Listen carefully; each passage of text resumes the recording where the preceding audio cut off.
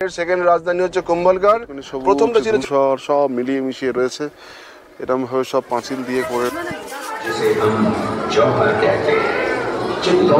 अचानक आक्रमण फैला दिया और उदय सिंह को एक टोकरी के अंदर छिपाकर রক্ততলাই, রক্ততলাই মানে হলুদ রঙের দুপাশে দুটো পাহাড়। এটা হয়েছিল, গায়ে কাঁটা দিচ্ছে একটু একটু।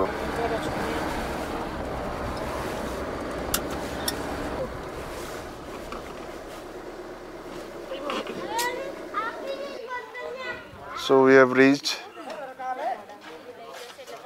Kumbhalgarh Fort.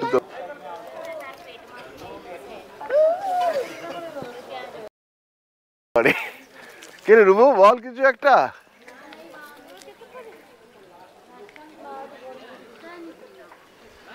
ফাইনালি আমরা অনেক খারাপ রাস্তা পেরিয়ে পৌঁছলাম, কুম্ভলগড়ে পৌঁছলাম। সো এই যে পেছনে দেখা যাচ্ছে কুম্ভলগড় ফোর্ট। পৃথিবীর সব থেকে বড় পাঁচিল আছে after the great wall of চায়নার পরে এর যে পাঁচিল সেটাই সব থেকে বড়। 600 বছরের পুরনো। রাজা কুম্ভ এটাকে তৈরি করেছিল এবং এই মারওয়ার এবং মেওয়ার এই দুটোকে আলাদা করে। এরা হচ্ছে মেওয়ার। এই যে ভৈরব পোল,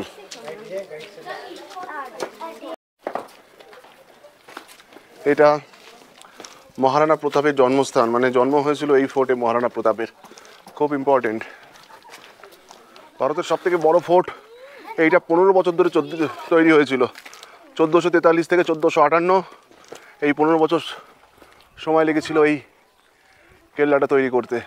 2013 সালে অনেকগুলো ফোর্টকেই ওয়ার্ল্ড হেরিটেজ তকমা দেয় ইউনেস্কো, তাদের মধ্যে এটাও ছিল। সো 2013 সাল থেকে এটা ইউনেস্কো হেরিটেজের আন্ডারে পড়ে। আর currently this fort is maintain by archaeological survey of India, ASI। 14 square kilometre area নিয়ে এর বিস্তৃতি, মানে এই ফোর্টটার বিস্তৃতি। ওই যে দেখা যাচ্ছে পাঁচিল, যে পাঁচিলটাই কথা বলছিলাম যে অনেক লম্বা। চীনের পাঁচিলের পরে এত বড় পাঁচিল ওই দূরে, জানি না ক্যামেরায় দেখা যাচ্ছে কিনা। আর এই ফোর্টের ভেতরে 15,000 মানুষ বসবাস করতো।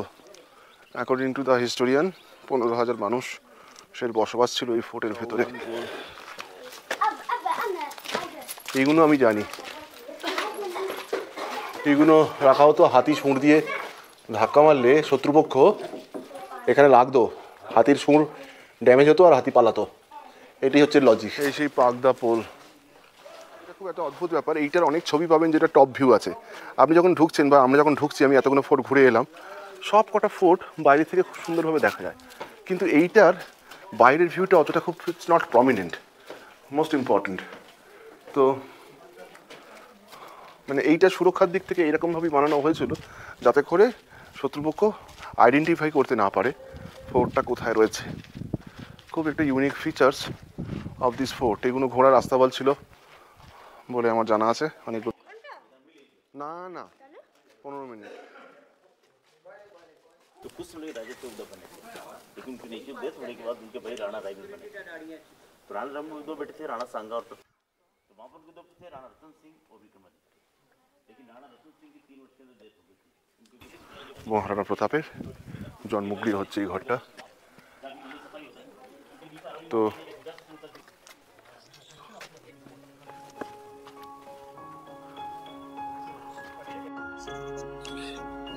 এর সময়কাল 1500 শতাব্দী।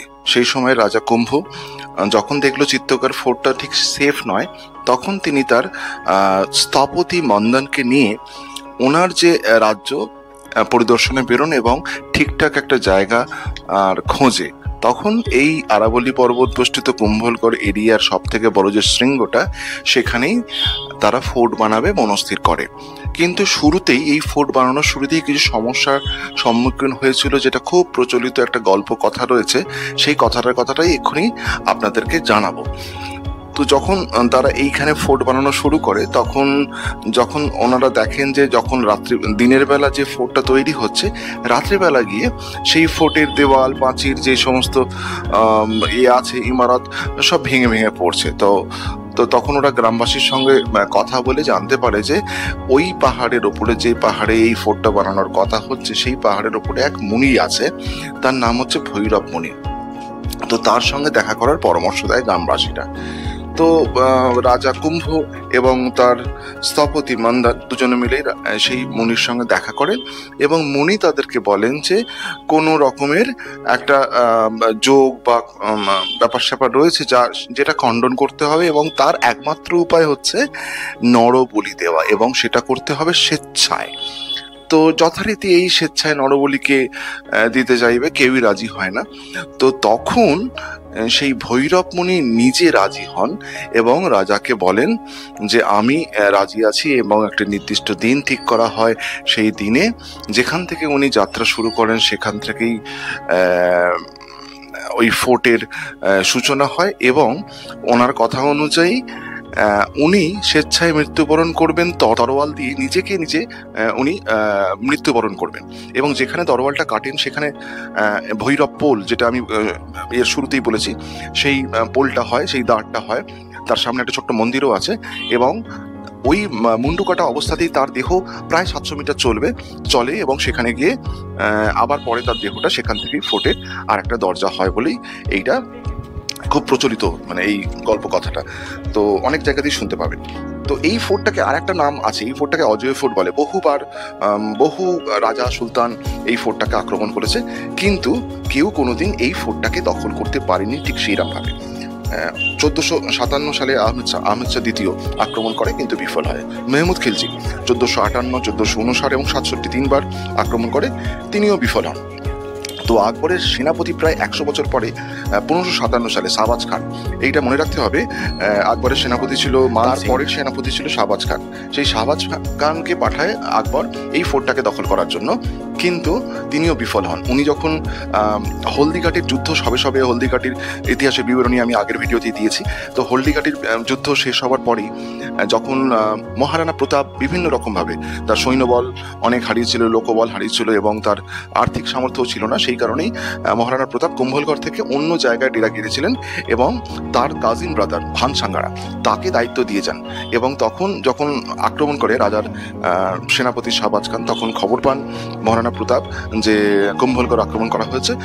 তা মহারানা প্রতাপ আবার ফিরে এসে তাকে একদম মুতোর জবাব দেয়, এবং 1582-তে শাহবাজ খানকে মেরে আবার যুদ্ধে জয়লাভ করে। তো এই কুম্ভলগড়, চিত্তরগড় এবং উদয়পুর, এই অঞ্চলটা রাজস্থানের একটা মানে প্রত্যেকটা মুহূর্তে, প্রত্যেকটা পদে, প্রত্যেকটা দেওয়ালে এদের যুদ্ধের কথা, মানে গৌরবময় যুদ্ধের কথা রয়েছে। তো এটা অবশ্যই মাস্ট ভিজিট। এই আমি কতটা এক্সপ্রেস করতে পারছি আমি জানি না, কিন্তু যখন আমি ঘুরেছি একটা গায়ে কাঁটা দেওয়া একটা ব্যাপার ছিল এদের এই ইতিহাসের মধ্যে, যেটা খুবই খুবই উপভোগ করার মতো বিষয়।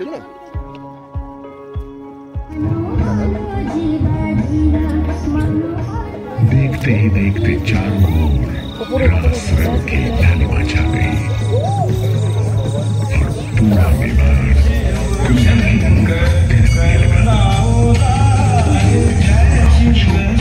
महाराज संप्रति और दूसरे उनके सेवक धर्मवीर।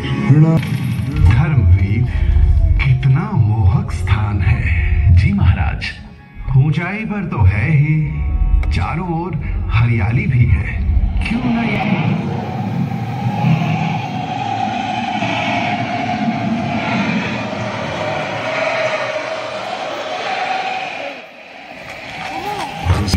आज ये विश्व की दूसरी सबसे बड़ी दीवार के रूप में विख्यात है।